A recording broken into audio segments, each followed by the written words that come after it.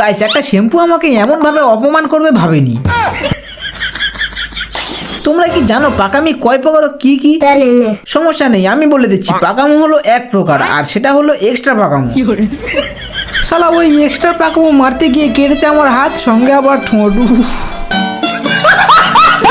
তাই সেই খুশিতে হালকা রেডি হয়ে আমি যাচ্ছি চুল কাটতে। আর দোকানে এসে বললাম এমন ভাবে চুল কেটে দাও যেন ঘরে গেলে মার খাই, না মানে মার না খাই। তাই কোদাল ছেনি হাতুড়ি দিয়ে ঠুকে ঠুকে কাটিং কমপ্লিট করে বলছে যা ঘরে যা, তোকে মারবে না, পূজা করবে। গাইস, তারপর ঘরে এসে দেখি 9:80 বাজে।